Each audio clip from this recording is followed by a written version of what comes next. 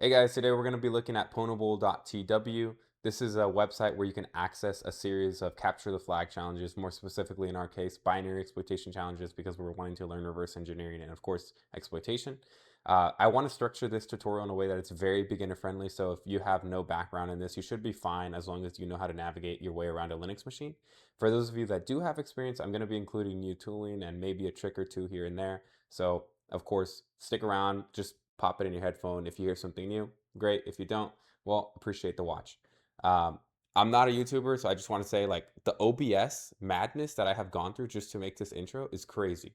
I hope that the actual recording of the hacking is easy because my God. But I do want to do this because I feel like everybody learns in a different way. I do publish blog posts with a lot of this technical stuff, but I'm going to try to kind of jump back and forth in between them just so you guys can get a visual uh, view of how I do things, see where I mess up, see how I recover from those errors, because it is good ultimately to have that perspective. But enough of the yapping. Let's go ahead and get started. All right, I'm gonna go ahead and turn off my camera just because I want the focus to be on the actual hacking itself. Eventually, I will do streaming so you guys will get to see all the fidgeting and all the sweating. But for now, I guess it's just gonna be the terminal. So let me go ahead and turn this off here. I believe it is there. Okay. All right, so the first thing we need to do is actually download the binary challenge itself. We can do this by going to pwnable.tw. I'm going to have the link in the description so there's no need for you to type it out. If you do go to the root URL, all you need to do is basically click challenges and it'll bring you to this page. Of course, we're going to be working on start. It only makes sense since we're just getting started.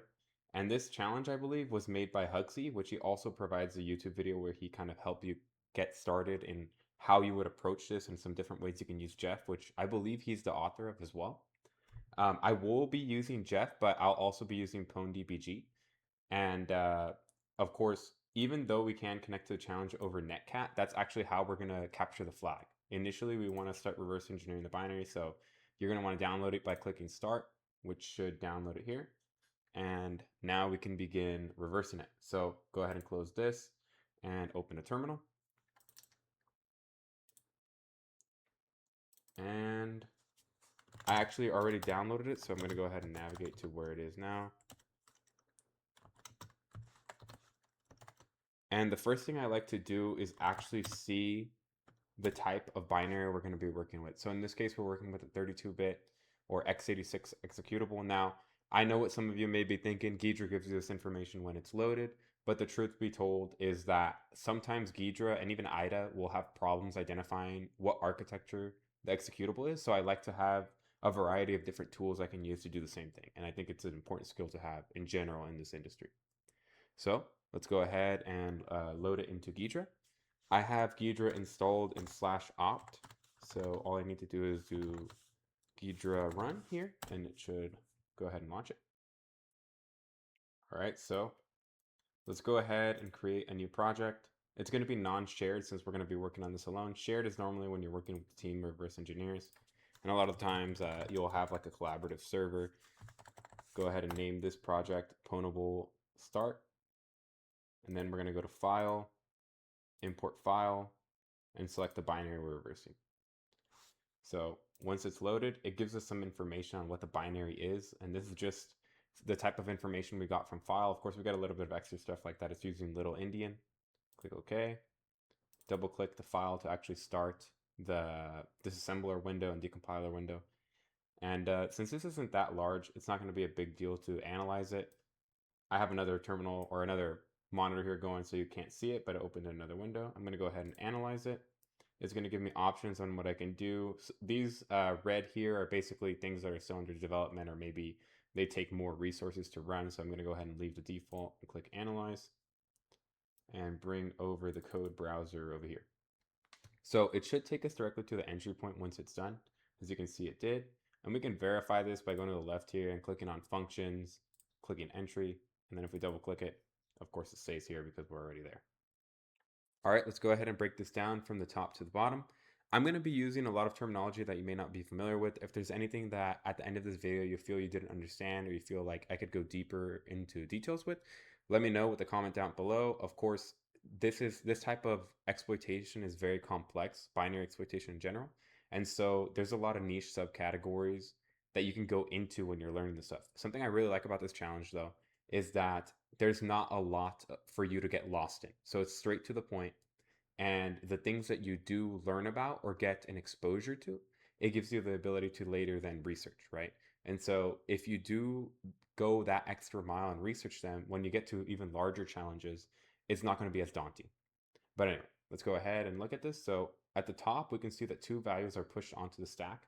One is an exit function pointer and another one is the stack pointer. So to clarify, here ESP is the stack pointer and exit is the function address. And then we see a couple of XOR operations. We don't really need to worry about this just because, truth be told, we don't know why it's being XORed at this time. Then we see more push operations. Based on experience, this is likely a string. And more importantly, we see two int 0x80 instructions being executed. This is a good indicator that a syscall is being made. This, again, is something I know based off of experience. However, what I would do if you're looking at a binary and you're seeing instructions you've never seen before is, of course, Google them. And nowadays you can even ask AI. So to clarify, whenever you're executing a syscall, it's very similar to executing a function. Now, if you look at the decompile window here in Ghidra, it's very hard to understand, right? Nowhere here do we really get a clear indication of what syscall is being executed. And so to get a good idea of what exactly is going to happen, I like to use this page here, which I'll have in the description. It's, I believe, chromium.googlesource, yeah, .com. And this basically gives us the calling convention for each architecture. In this case, we're working with x86. So it tells us the order of operations per se, of which our arguments have to be laid out in order to execute a particular syscall. Now, we can see that the syscall is stored in the EAX register, and then the arguments are EBX, ECX, EDX, and so on. Based on the comparison here, we can see that 0x4 is moved into AL and 0x3 is moved to AL, which means that we're working with read and write operations. And this is important to know because, of course, you don't want to DOS your machine. You don't want to accidentally run some malware on your box and then it's completely over. Of course, when you're doing these challenges, I heavily recommend using a virtual machine. It's not a good idea to do this on the host system, even if you're using Linux, because, of course, malware exists for any platform you're working with. All right, so let me go ahead and close this. And at this point, I've determined that the binary is safe to run on my machine. And so I'm going to go ahead and close Ghidra here. And we're no longer going to be looking at Ghidra at this point. If I do decide to look at this assembly, we're going to go ahead and use objdump. And the reason we're going to use objdump is because there's not a lot of functions this binary has. In fact, there's only one, the entry point, which tells us that there's not a lot for us to get lost in, and we don't want to overcomplicate it by using such a big window, right? Which is why, again, it's important to be able to use a multitude of tools. All right, so having completed the static analysis, we can now move on to the dynamic analysis. What I like to do first is start a tmux session because I like to be able to work with multiple windows using the same terminal. In the past, I used to just spawn a bunch, but this is actually worth the effort of learning. So if you've never used it, definitely check it out. Of course, the link to this config will be in the description. All right, so we can go ahead and now launch pwndbg along with our binary. You can see that I already ran this command. So it goes ahead and auto-completes it for me. And the first thing I like to do is run info functions because it gives me a good layout of the different areas I can set a breakpoint at. Of course, we're only working with the entry point, so I'm going to go ahead and set it there, which is start. It's a little bit different than Ghidra, but it's essentially the same thing. If we go ahead and run it now, we can see the different windows that are presented to us. So if you may have worked with a different type of debugger like WinDBG, maybe if you're an OG, the immunity debugger, it looks a lot more different. But regardless, it's the same thing, right? So here we have a visual of the stack here at the bottom. We have the different instructions we're going to be working with, or rather the disassembly of the area, or rather where the instruction pointer currently points at. In this case, EIP is pointing at 0x, that address there. And we can see that on top of this, we have the different registers and their current states. So let's go ahead and step through this. Nothing too terrible is being executed at the moment, so we can just go ahead and skip these. And here we get to our first rather important instruction, right? So the stack pointer is being moved into the ECX register. Now, the stack currently points to this address here. And we can see here that pwnDBG is actually giving us an indication that this is in fact a string. We can fully print it using x/s like this, and we can see that it does indeed point to let's start the CTF. Now, something notable here is that there's no null termination for what's about to be written to std out. And so let's go ahead and continue stepping. Now we can see here that the file description is set, or file descriptor is set to 1. The buffer address that's going to be printed is the one we previously saw in the stack pointer, and the number of bytes that are going to be written to the console are 0x14. Now, if you're unfamiliar with file descriptors and how it is that I even know this is std out, I'm going to go ahead and show you an image real quick, which will give you a summary of the different file descriptors that are available as a generic viewpoint, right? So we have stdin, which is 0, std out, which is 1, and std which is 2. We can see 1 here, so this does indicate std out. Now this is a display, or in our case, the terminal. And stdin, should it be taking input from us, would be our keyboard. stdir, we don't have to worry about too much, but that's basically the same as std out. It just operates a little bit differently. Now, the reason why I didn't make a diagram or anything fancy to show this in an easier perspective is because there's a different variety of file descriptors. For example, when you're working with sockets, that's also technically a file descriptor. At least to me it is. I'm sure someone's going to flame me in the comments if I'm wrong. But let's go ahead and close this. And now we can go ahead and step through it since we know what's going to happen. It's basically going to print the string to the console, and we can see it here. Let's start the CTF. And let's go ahead and continue stepping until we get to the read operation. Now, here we see I don't have an absolute mastermind memory, so it looks to me like this is the same stack address of that we previously used where we stored our string. And yeah, actually it is. We can see it here. And we're reading from stdin this time. So it's going to take input from us, the user. And it's going to read 0x3c bytes. Now, here's the stack, right? And we can see there's 1, 2, 3, 4, 5, 6. So these first values here, there's 6 addresses that are on the stack. And of course, because we can write up to 0x3c, this is a good indicator immediately that we have a buffer overflow, right? Your traditional sense where we're overriding a stack point, or rather a return address. In this case, we're going to be overriding the exit function. So if we do a little math, we can use pattern create or another tool like that. But for the sake of learning, let's go ahead and do the math real quick. So 1, 2, 3, 4, 5, 6, right? So let's go ahead and open another window, and let's do, so each address is 4 bytes, and we're going to multiply that by 6 because that's the amount that we want to overwrite. It gives us 24. So in theory, 20 bytes is what it takes to get to this address, and then we would be overriding it with the other 4 bytes. So to do this, let's go ahead and generate 20 A's and 4 B's. This is easier than typing it out. So let's go ahead and continue. Or rather, let's set a breakpoint after we're done executing this instruction because we want to make sure we follow the flow. So I'm going to set a breakpoint here and continue execution. It's at this point waiting for our input. So we're going to go ahead and send these A's. And we can see we don't get a crash right away, but the stack does look like it's been corrupted. We go ahead and close this lower Python window just so everything's full screen.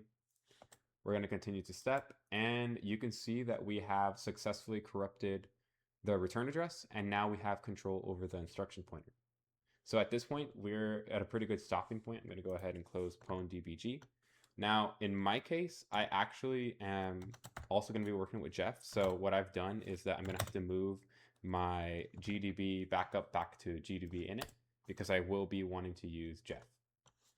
All right, so we can now go ahead and get started with the exploit development process. The first thing we're going to want to do is choose our language. We're going to be using Python, and we're going to do from pwn import star. This is essentially importing the pwn tools module. And I like to start by creating a main function just because when you're working with compiled languages, a lot of the times the main function is actually required, even though it's not required in Python, just so that I don't go crazy and when I'm jumping between all these languages. I'm able to kind of create my own patterns, right? So in this case, a main function within Python is going to make it easy to transition into C where I need a main function. Now we're going to be doing all the debugging from within pwnable and GDB. So instead of piping the output into a file and then piping it into GDB, we can just do it all in one go using pwnable, which is actually really cool. I learned this from Hugsy, and we need to define the local file. And we also can do other arguments like the GDB script we want to use, etc. But I won't be doing that right now. And to make it so that I don't have to type it, I'm going to go ahead and copy this here. Go back up here, paste it, and of course we have to define the binary. And that should be all we need to start interacting with it and then it launching the debugger. Now, we also have to do p.wait, and this is necessary so that the debugger doesn't just exit immediately. And we also want to go ahead, actually, that's all we need for now. Wait, spoke too soon. We are actually going to need to interact with the binary, of course, just as we did before. So when we run it, we get data from the application sent to us. And then, of course, we send data, so hi. That said, we're going to do p.read. And let's go ahead and print it to confirm that it is working as intended. And then we're going to do p.send line, and we're going to do hi. This is essentially going to do what we just did in the lower terminal window, which is we're going to be running the binary. We're going to be receiving let's start the CTF. We're going to be sending hi. And then, of course, this is all going to happen with GDB also present. So I'm going to go ahead and open a new window here. And let's go ahead and run the POC. I'm doing it this way. That way we can keep the original file open. So if we make any errors in the script, we can just undo them within Vim. So let's go ahead and run it. We can see that it automatically opens a new terminal window within tmux. And so this is actually the debugger itself. And you can see that just as with pwndbg, we can step through it. The only difference is that once we do get to that actual int 0x80 instruction, we don't get that nice, I guess, view of the syscall that's being executed, which is why I want to emphasize the importance of using a multitude of tools. Let's go ahead and run this, and we can see that we do get this printed to the std out. And I believe I have an error in my script. No, I don't. Okay. So it did print it just as expected. And we do know that this is already, we can take control over the instruction point, right? And so since we can take control over the instruction pointer, we can pretty much tell the application where we want to go. And even though that's incredibly powerful, depending on what memory protections the binary has, we may not be able to do easy tricks or tricks that we may know that work on a binary that doesn't have that much memory protection. So the first thing we need to do is run checksec, and then tech file equals the name of the binary. And so we can see that it has no memory protections.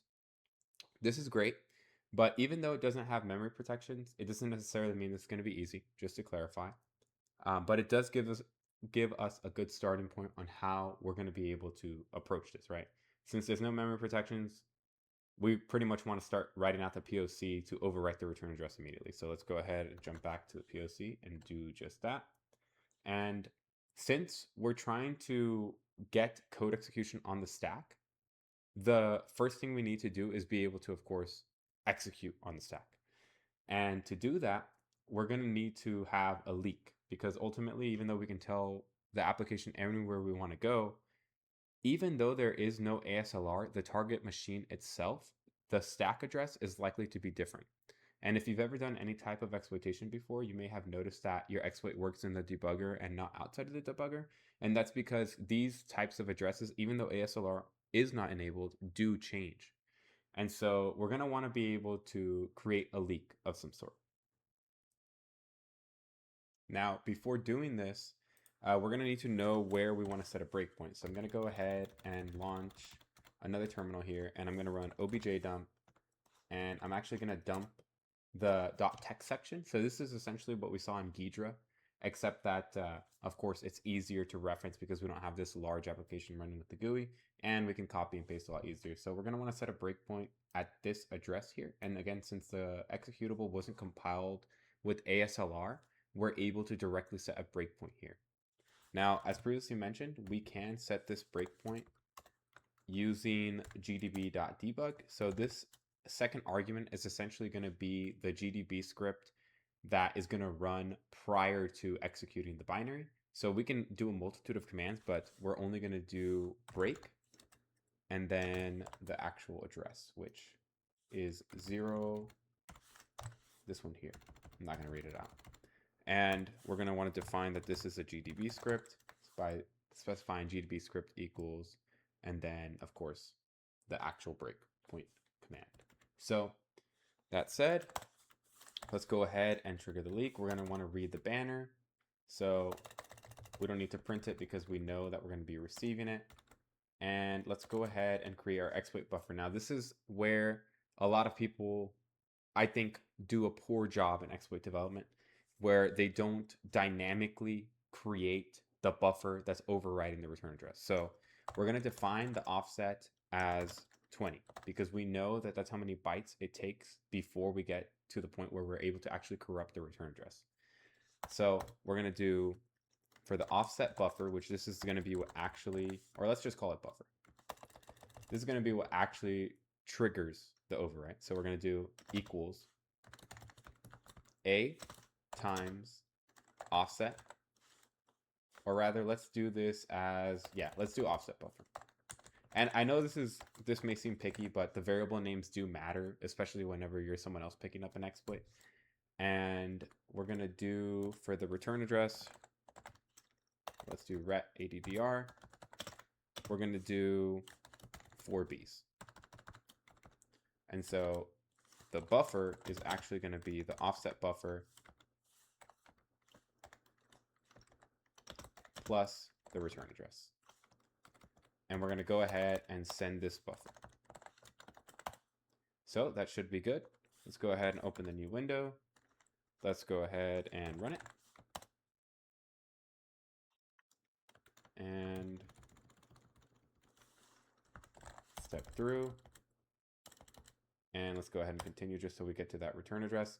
And we can see that we do, in fact, corrupt the return address because the stack pointer is currently pointing to 0x4242. And now we have to think of a creative way to trigger a leak, right? So we're trying to find a way to get information from the application that will allow us to know where we can go in memory, because right now we have no idea where we're going. So let's go ahead and close this window since we're no longer using it. And let's go back to our source code. So if we think about this objectively, right, we're trying to get information back from the application in order for us to know where to go. Now, based on the normal flow of operations, we get a string presented to us, and then input is taken from us. And then, of course, that's how we trigger the crash, or rather the memory corruption. Since we can control where we can go and the application does not have ASLR, even though we don't know where in the stack our input is, we do know the addresses that point to different instructions within the application. So if you take a look at the right-hand side, you can kind of begin to think where you would want to go, since these are the only locations you can really go, right? Of course, nothing is impossible, but let's just say, hypothetically, this is our only options. Now, that said, those push operations that have the string written to the stack actually use the address of the stack pointer and then move it into the ECX register. So in theory, if we skip all of those push operations, which are located right here, if we skip these, then we should just write the current stack pointer to ECX, perform the write operation, which will then write whatever ESP currently points to us, which in theory will allow us to leak memory, right? And then we'll once again get another shot at exploiting the application, since we'll be able to recorrupt the return address. So let's go ahead and update the POC to try to do just that. All right, so one of the first things I like to do is actually segment the things that I'm working on. So we could do everything in the main function, but of course that's kind of sloppy. So let's go ahead and create a new function. We're going to call it leak. So def leak. And of course, it's going to take an object, in this case, the process. So we do leak p. And here we have, of course, the actual exploit, the core, or rather the skeleton. Now we do want to add comments here. So let's go ahead and do offset to overwrite of ret. Of course, this is self-explanatory, the return address. Now, I'm going to go ahead and use a different library other than pwnTools. You can use pwnTools, but I don't recall the syntax off the top of my head for how to do it with pwnTools. So I'm going to go ahead and use struct just because I'm more accustomed to that when you're working with Windows exploits a lot of the time. That is what you're working with. So we're going to do struct pack. We're going to pack it in little endian. And we're going to do the address we're wanting to go to, which in this case is going to be here, since we want to move the stack pointer into ECX. Great. So at this point, in theory, if everything's set up correctly, we should start the application flow. We're going to be going down here. We're going to essentially corrupt the return address. And when we hit this ret instruction, instead of going to the exit function here, we're going to instead go to the move ECX ESP, which should trigger a leak, and then once again drop down into the read syscall, which will allow us one more opportunity to exploit the application, assuming we are able to get a leak. Now, one of the things I like to do whenever I'm writing an exploit and I'm using something like pwnTools, or even if I'm not, I like to create my own version or my own function to perform this, is create a hex dump function. So let's do hex dump read. And once again, we're going to have the object of the process. We're going to do data equals p.read. Horrible. And then we're going to print using the hex dump function, which is a part of the pwnTool suite. We're going to print this data. And of course, we actually want to work with this data if it is valid. So we're going to return it to the caller. And my typing is absolutely atrocious right now, but we're going to ignore that. So we're going to do, after we send line, we're going to call the hex dump function that we created here, along with the process object that we're working with. Great. So assuming that we programmed everything correctly, we should now be able to go ahead and test it. So let's do just that. Oh, first error. Go ahead and take care of that. Run it again. Nice. Make this a little bit larger. And we should have the breakpoint set where when we corrupt the return address. So let's do that. We hit the ret instruction just as expected. Since we have essentially redirected execution flow, we're going to enter that part of the application.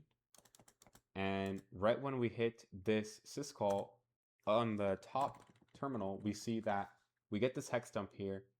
And these do look like valid addresses that we have leaked, right? Of course, since this is little endian, we're going to have to reverse these.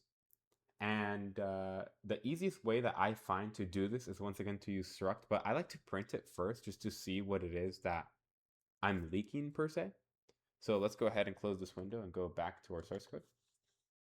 Now to do this, we're basically going to want to program based off of the output from the hex dump read. So let's go ahead and name this the leak buff. And let's iterate over the data itself. So for I in range, the length of the leak buff. Now, when I do this, I tend to have errors, honestly. So we're going to go ahead and do a try and an except. This makes it so that if there is an error, like say an out of bounds read, because we're going to be doing an iteration of 4 bytes each time, it doesn't crash our exploit. And this is important because ultimately, do we really care about being accurate in this case? No, we just want to see all the data that we do get. So we're going to do print. I like to segment my prints like this so that I know what functions what when they're kind of nested like this. This is horrible coding practice if you were actually doing this for an exploit that you're going to be delivering to a customer, and by customer I mean your team. But Yeah, let's see. So leak buff, and we're going to do I, and then let's do I plus 4. So, and since this is a tuple, we're going to do 0. And in case you're not familiar with exactly what I mean by this, by tuple, let's go ahead and clear this. And let's import struct. So say we got the address BBB, right? If we unpack this with struct in little Indian, we would see this. This is a tuple. So we need to only get the actual address itself, and then we're casting it into hex so that we get the actual hex value that we as human beings can read, right? Or at least me, I can read this, and you can read this too, just based on the addressing, right? So we can close this. We're not going to need this anymore. Let's save this. Oh. Save. Go put a new one, new terminal. Run the POC. Let's continue since we have that breakpoint set. Step through.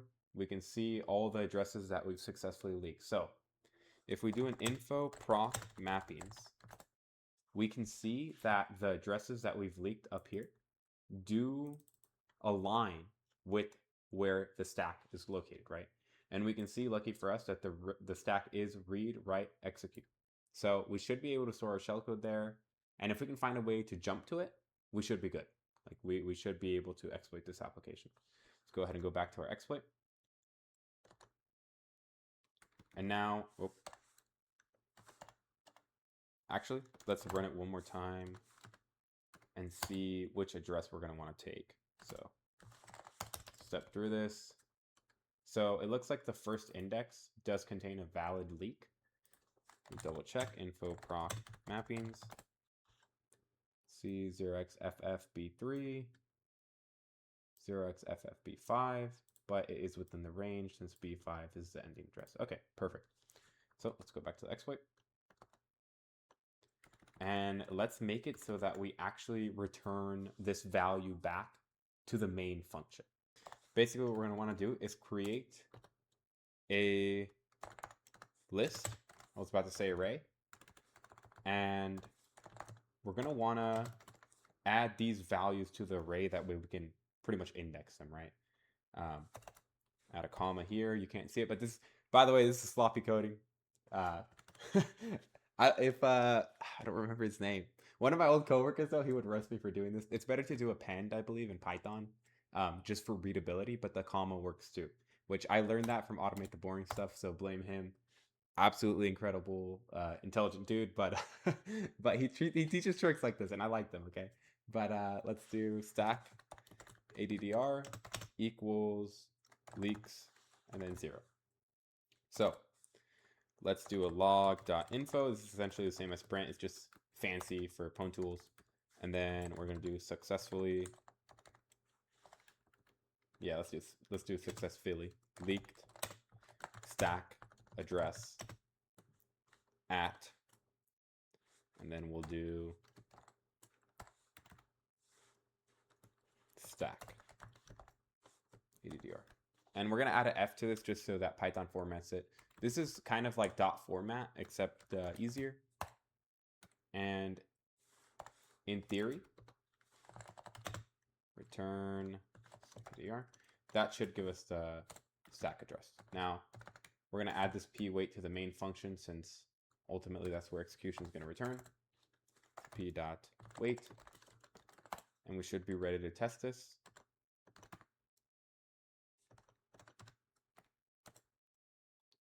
Go ahead and continue execution. We're going to hit our breakpoint. Step, we can see that we successfully leaked the first index, which is here. Now that 0A is more than likely the enter that is sent by the send line. And so let's go back to the proof of concept because this could actually mess us up during exploitation. And we're going to change this to send. You may have noticed my hesitancy earlier when doing this, and that's because it is one of those things that comes with practice, but it will you'll be stuck on this for hours not knowing what it is, and it's something dumb like this. So let's go ahead and run it again. We should have saved the data to the file, make it screen, continue, hit the breakpoint, step through, and we can see that it was in fact the new line that was affecting the address leak. And so with that said, we have successfully leaked the stack address. If we continue stepping, we hit the second int 80, and we can see that it's prompting us for more data. And assuming our theory was correct, we should be able to re-corrupt it. Strange. Let's update the POC to do this, because it may be that it's just something buggy. So let's go ahead and write a new function, name it exploit. At this point, we can get rid of this hex dump read function. And let's change this just to p.read, just so it's a little bit nicer for us. Hopefully I don't break the exploit. And then we're going to do define exploit, do exploit. And now we have a lot of code here that's pretty useful. So let's go ahead and just copy it. I'm using Vim, so that's why I'm able to kind of highlight it like that. You can use any editor you want. It doesn't really matter. I'm a nano man usually, but I've been trying to get into Vim just because I have noticed it is a lot faster. But anyway, it doesn't matter. So point is, we got the leak. Now we're at the point where we're sending, so we don't need to read. We do need the offset. We do need the offset buffer. And we do need a return address that we're going to be jumping to. So let's go ahead and make it so that we can't even pass that p object into this function. And we're going to want to get the leaked address. So let's go ahead and do addr equals, and we're going to pass it into our function. And it technically is a string at this time.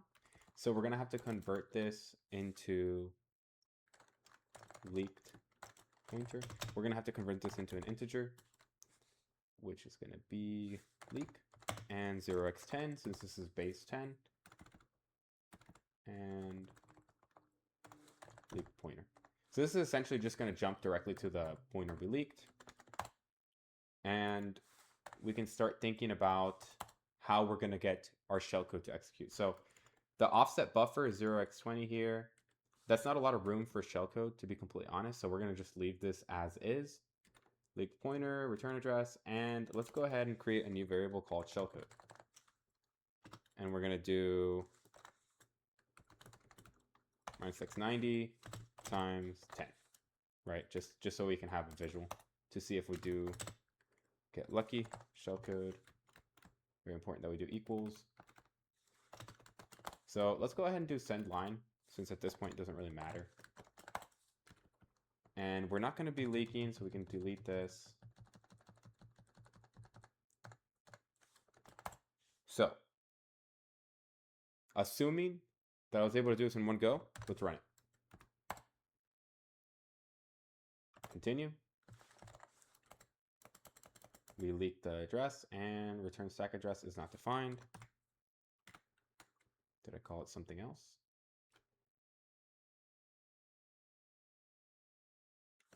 Strange. Stack addr.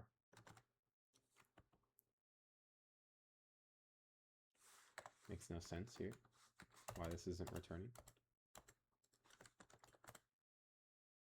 Ah, since we copied it into the exploit. Let's try again.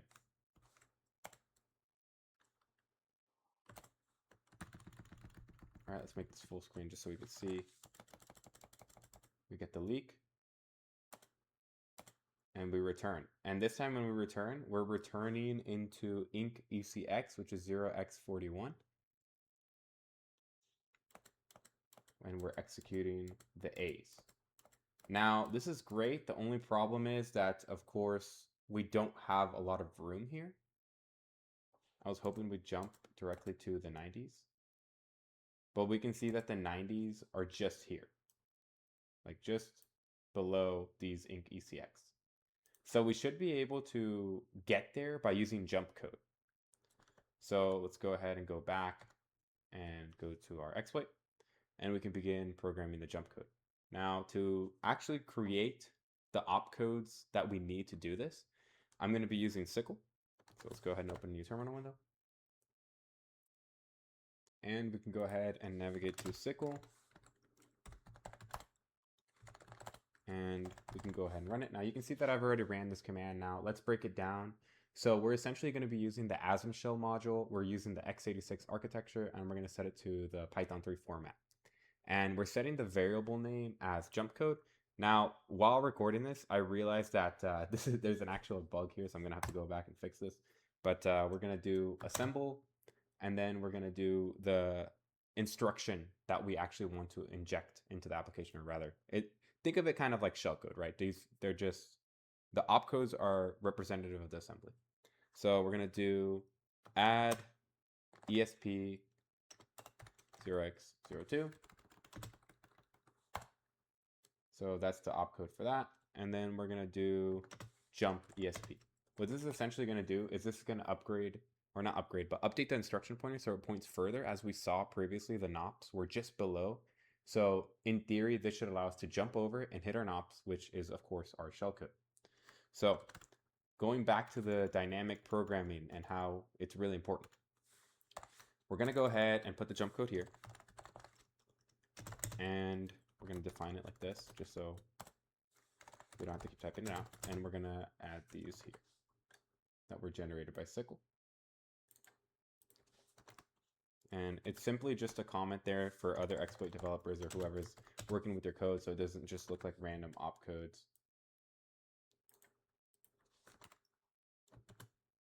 All right, nice. And so the offset is 20 and the offset buffer is a times offset. So we still need that offset buffer to be 20 bytes, but we need the jump code to be executed first. So just to be safe, let's go ahead and change this to NOPs. And we're going to actually put this as filler. So do filler. And we're going to do the offset minus the length of the jump code. This way, if we have to update the jump code to include more instructions, we don't have to worry about updating the offsets constantly. It'll just automatically update for us, and we could just have to mess with the jump code itself. So now we can do the offset buffer to equal the filler plus the jump code. And let's see here, shellcode. All right, hopefully that looks good. Oh, now it's confused. Let's do poc.py. Continue, so we hit that breakpoint. Step through. We hit the first set of NOPs, which should get us to the jump code. And we're going to do add ESP2 and jump ESP. ESP, where is it currently pointing? Looks like it is pointing at the NOPs. And we have successfully reached the second stage, or the shellcode. So at this point, we should be able to swap it out for actual shellcode. And to do this, we're going to use Sickle once again. I'm going to open the terminal like this, though.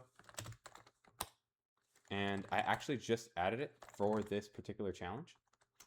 So it's not updated with documentation, but I am going to give full credit to the original author because I actually didn't write this. So let me pull this up here. I should have it up on another window. So the author is Hamza Megahead. And everything you see here is basically in Sickle. It's just that now you can generate it with Sickle, essentially. And I made sure to give him credit in the actual source code of the Sickle module. So we're going to do Linux /x86/exec_the tech python 3, and then we're going to do the variable for shellcode. Nice. So now instead of this, or we can rather add it actually. So let's do equals NOPs. Let's do like 3 NOPs, and then let's do the shellcode, which we can copy here.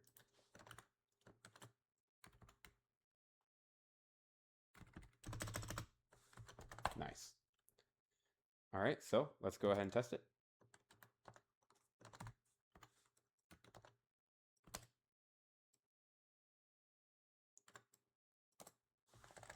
We're jumping into the redirection, getting our buffer read, hitting the NOPs, jump codes hit. We hit the NOP, and we can see our shellcode begin to execute. Now, I know what you're thinking. This looks nothing like what we just pasted. Well, let's go back to Sickle, just so it's easier to do. And we're going to do attack M, disassemble.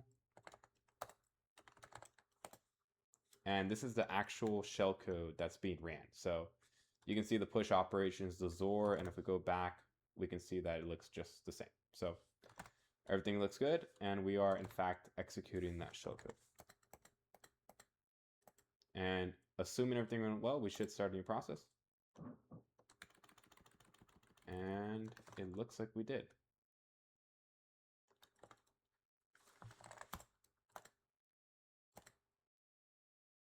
All right, so now all we need to do is test this outside of GDB, because for whatever reason, when I originally wrote this, because I'm going through it again essentially, I wasn't able to get a session. This may be because I'm working the x64 architecture, or maybe there's a setting in GDB that I have to set to follow the child process, but regardless, I decided to just test it outside and it worked. So let's go ahead and update it. To do that, we're going to want to actually mess with the main function here. So now, instead of us doing GDB debug as shown here, we're actually going to do just the process itself. So we're going to do p equals process, and we're going to create a list object here. And I don't want to type this out, so I'm just going to copy it.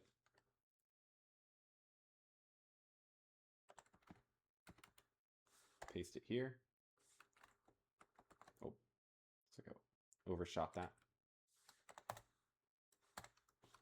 And we should get a shell. Let me make sure my syntax is right. Yes. No. Oh man, I quit. I was supposed to do it on a new terminal. Hopefully it works, because I can't undo it now. So let me see, poc.py. What happened here? Sigv exit code. Let me go back here. Ah, p.wait. Let me do p.interactive instead.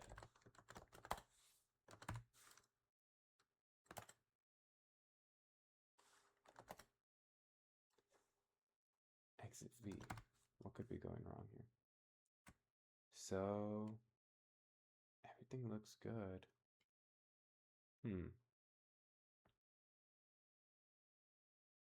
P documents, address leak, exploit. And so we send. Let's try send.